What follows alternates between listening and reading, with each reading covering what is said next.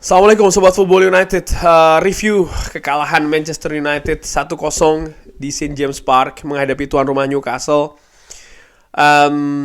Gue ingin mulai dari terima kasih yang sudah bergabung di live commentary. Manchester United menurut gue seperti yang gue katakan di live commentary, skor ini tipis 1-0, tapi tidak menunjukkan permainan di atas lapangan yang menurut gue Manchester United tampil buruk. Hampir sepanjang 2 babak Manchester United tampil buruk. Ada beberapa kesempatan, ada beberapa kekalahan di pertandingan sebelumnya di mana Manchester United menerima kekalahan, tapi ada periode ataupun momentum waktu di atas lapangan mereka tampil bagus, tampil excellent, tapi tidak di pertandingan ini menurut gue. Gol di menit ke 55 itu menunjukkan ini kebetulan gue baru saja selesai pertandingan dan gue melihat replaynya, bagaimana kacaunya lini pertahanan Manchester United kocar-kacir dibikin oleh serangan cepat Newcastle, terutama di sebelah kiri, bagaimana Alejandro Garnacho itu telat mengcover, lalu juga Aaron Wan-Bissaka telat dia mengikuti Anthony Gordon, dan juga Diogo Dalot terlihat jelas di replay ini. Dan menurut gue gol ini bahkan disinggung di sini bagaimana peran dari Alejandro Garnacho. Banyak pemain Manchester United yang terlibat di kesalahan, melakukan kesalahan di pertandingan ini. Terlalu banyak ruangan yang diberikan bagi pemain Newcastle di proses gol ini tapi kalau dilihat di babak pertama, Newcastle sangat mendominasi pertandingan. Mereka sangat mendominasi di shots. Bahkan menurut gue ada 2 faktor kenapa mereka tidak mencetak gol di babak pertama. Itu nomor 1 adalah ketajaman, dan nomor kedua adalah ada beberapa situasi di mana pemain Manchester United ini tampil solid di belakang. Formasi yang diturunkan oleh Erik ten Hag ini juga menurut gue tanda tanya, karena begini, Manchester United di sepekan ini mereka kan tanding 3 kali dari pekan lalu menghadapi Everton, lalu ke Istanbul, ada perjalanan di situ yang lumayan, lalu setelahnya mereka ke St. James Park. Situasinya gue sudah singgung di preview. Ini bukannya gue cari pembenaran, enggak sih, tapi menarik juga kan untuk dianalisa. Karena gue melihat bagaimana situasi fisik juga pemain Manchester United di atas lapangan ini tidak seagresif pemain tuan rumah, tidak secepat pemain tuan rumah. Determinasinya tertinggal jika dibandingkan dengan Newcastle, dan ini menurut gue sumbernya ada pada situasi fisik juga. Nah, gue menyoroti bagaimana jadwal terakhir saja di Champions League, bagaimana Newcastle punya 1 hari, mereka lebih unggul.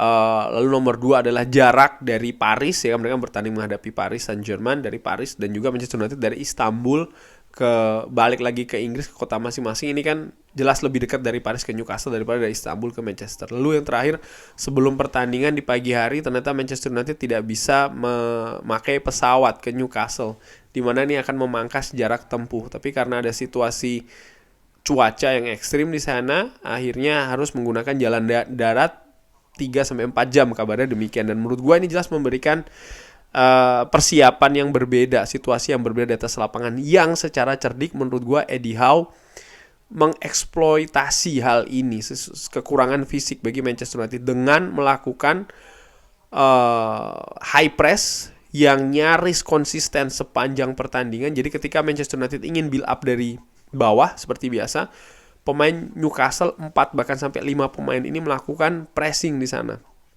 menyulitkan pemain Manchester United untuk bisa mendistribusikan bola dengan bagus. Akibatnya apa?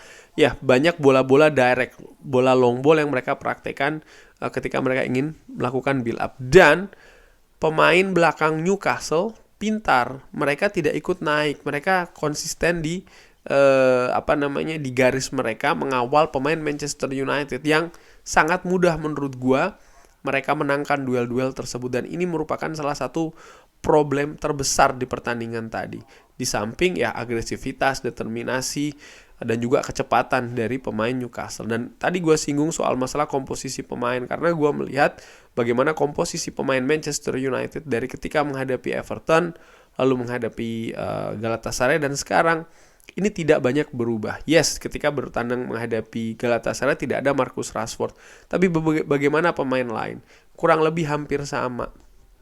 Ada Scott McTominay di sana, ada Bruno Fernandes di sana, ada Alejandro Garnacho di sana. Lalu gue juga melihat bagaimana lini belakang dari Manchester United, ya kan, di situ juga tidak begitu banyak perubahan yang dilakukan, sehingga ya terlihat sekali situasinya terlalu monoton di sana. Dan jelas kesulitan yang dihadapi oleh Erik ten Hag adalah kedalaman skuad yang tidak optimal ketika menghadapi si Newcastle kali ini. Dan ini seperti kayak puncak gitu loh. Jadi setelah Manchester United menghadapi Everton, mereka tampil bagus. Menghadapi Galatasaray, mereka tampil bagus tapi tidak konsisten karena ada beberapa kesalahan di sana. Dan puncaknya adalah ketika menghadapi Newcastle ini seperti habis bensin ya.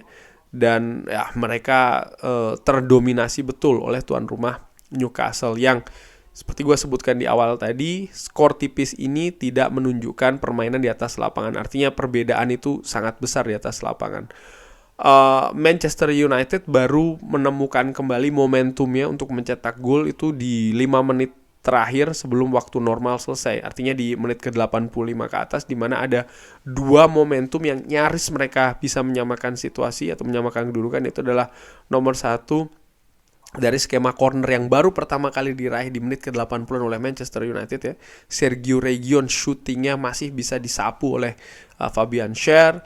Lalu juga ya ada gol offside tadi dari Anthony yang menurut gue Harry Maguire tidak beruntung di posisi yang tidak tepat di sana, sehingga ya teranulir gol tersebut offside, dan itu memang jelas offside. Nah, terkait dengan situasi offside mengingatkan gue juga dengan situasi kepemimpinan wasit di atas lapangan. Bukannya gue mencari kambing hitam atau pembenaran, enggak. Memang ya Manchester United tampil buruk, tadi gue sudah sebutkan, dan memang Newcastle tampil lebih bagus. Skor itu tidak menunjukkan bagaimana dominasi yang sangat tebal tuan rumah terhadap Manchester United. Tapi bagaimana kepemimpinan wasit juga menurut gue tadi menimbulkan tanda tanya. Ada foul terhadap Bruno Fernandes ketika melakukan counter attack yang bahkan tidak dikartu. Yang puncaknya menurut gue adalah ada injakan dari Fabian Schär di kaki bagian atas dari Bruno Fernandes yang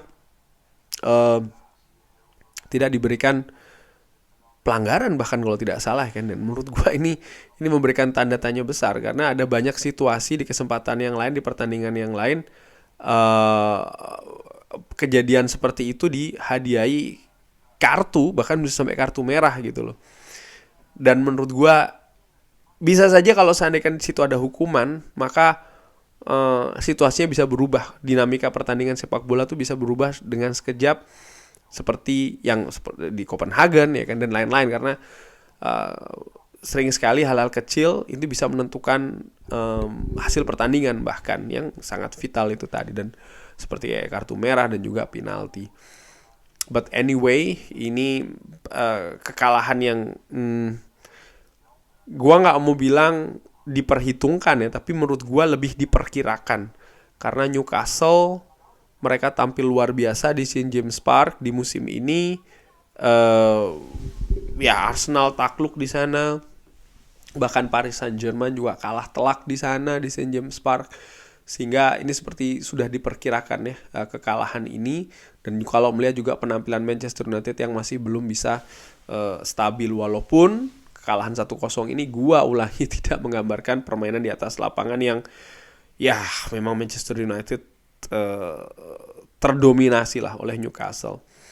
Dan dengan kekalahan ini maka menghambat perjalanan Manchester United ya untuk bisa merangkak naik mendekati zona Eropa. Karena dengan kekalahan ini maka Manchester United terpaku di peringkat ke-7 dengan nilai 24. Sementara Newcastle mendekati 4 besar. Sekarang mereka berada di peringkat ke-5 dengan nilai 26. Manchester United sendiri berbeda 4 poin dengan peringkat ke-4 Aston Villa yang baru akan bermain besok hari Ahad. berbeda 2 poin dengan Tottenham Hotspur yang baru akan bertanding besok juga hari Ahad, dan selisih 2 poin dengan Brighton. Artinya ketika Brighton besok bisa menang, maka Manchester United akan melorot ke peringkat ke 8. Ya, sebelum gua akhiri juga, gua melihat bagaimana tadi ada pergantian yang dilakukan oleh Erik ten Hag, Anthony dan juga Rasmus Højlund. Gue tidak melihat ada banyak hal yang bisa dilakukan oleh Rasmus Højlund di sana. Ada banyak sentuhan first touch, sentuhan pertama dari Rasmus Højlund yang tidak maksimal. Ya, ini juga pemain muda ya kan, masih dalam tahap perkembangan dan memang terlihat masih belum bisa diandalkan sepenuhnya. Dan gue lebih menilai banyak pemain Manchester United yang tampil di bawah standar. Cuman kalau gue harus memilih satu pemain yang mungkin bisa dikatakan pemain yang tampil paling lumayan lah, katakanlah di kubu Manchester United, ya gue lebih memilih seorang Harry Maguire. Kurang lebih demikian review ringan amatiran ala gue. Terima kasih sudah menyaksikan. Jangan lupa like, subscribe. Wassalamualaikum warahmatullahi wabarakatuh. Thank you.